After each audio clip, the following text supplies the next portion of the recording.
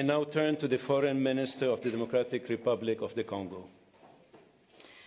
Mr. Secretary of State, the Honorable Senator Marco Rubio, Dr. Massad Boulos, Senior Advisor for African Affairs, His Excellency Mr. Mahmoud Ali Youssouf, Chairperson of the African Union Commission, His Excellency Mr. Olivier Nduhungirehe, Minister of Foreign Affairs of the Republic of Rwanda, His Excellency Dr. Mohamed bin Abdulaziz Khulaifi, Minister of State at the Ministry of Foreign Affairs of the State of Qatar, His Excellency Mr. Robert Dussé, Minister of Foreign Affairs of the Republic of Togo, Senators, Excellencies, distinguished guests, and to all Congolese citizens following this movement, wherever you may be. 2 months ago in this very room, we signed a Declaration of Principles, a first tangible step to break with deadlock and chart a path towards peace. Today, that choice takes shape and sustained efforts have come to fruition.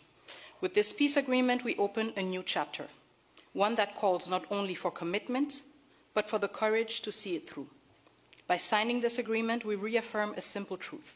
Peace is a choice, but also responsibility, to respect international law, to uphold human rights, and to protect the sovereignty of states. Those who have suffered the most are watching. They are expecting this agreement to be respected, and we cannot fail them. This agreement builds on the efforts of many. First and foremost, we want to express our sincere gratitude to His Excellency President Donald J. Trump for his commitment to this peace process. His leadership kept this process focused and goal-oriented, and that from day one. This was further characterized by the quality and resolve of the entire U.S. team, illustrated by the critical support of Senator Rubio and Dr. Boulos.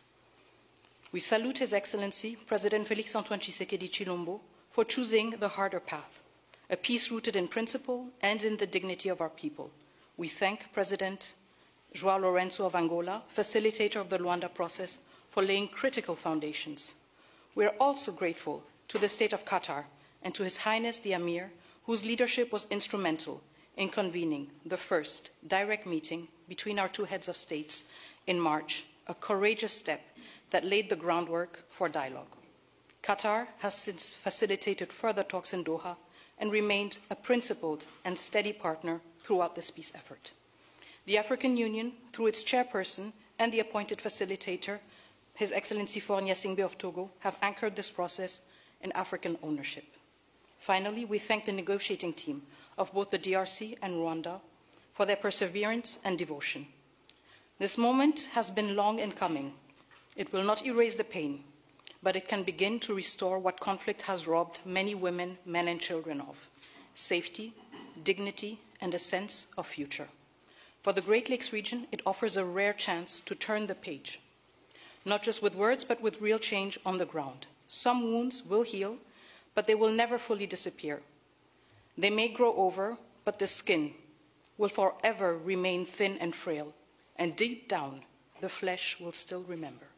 At times, we will feel numb, and at others, we will feel a sudden pang that will remind us of what was lost forever. The scars we carry on our bodies and in our souls will remind us of what must never be forgotten, repeated, or accepted. A few days ago in Kinshasa, a coalition of women's organizations shared a clear message with me. Nous ne voulons pas d'une paix d'élite. Nous voulons une paix réelle, vécue, partagée et construite avec nous. We do not want a peace shaped by elites. We want a peace that is real, lived, shared, and built with us. To our fellow citizens in the East, this agreement was signed with you in mind. It provides for the disengagement of armed forces, the protection of civilians, the return of displaced persons and of refugees under government authority, and establishes a follow-up mechanism to ensure compliance. These are not just words on paper. They must now be translated into action with justice, accountability, and political will. This peace agreement is the starting point, not the end goal. It must now be followed by disengagement, justice, and the return of displaced families, and the return of refugees, both to the DRC and Rwanda. However, no text, however carefully negotiated, can carry on its own the weight of peace. I still remember, on the day we signed the Declaration of Principles, a member of the US team said, "If it were easy, it would have been done a long time ago." That holds true now more than ever. What we have signed is only as strong as our will to implement it. We, the DRC, will certainly and resolutely fight for this agreement to be respected, not with our words, but with our deeds. Today, we have chosen peace. What matters now is that we protect it and prove to our people and to the world that even in a region marked by deep scars, dignity and cooperation can prevail. So now, our work truly begins. Thank you.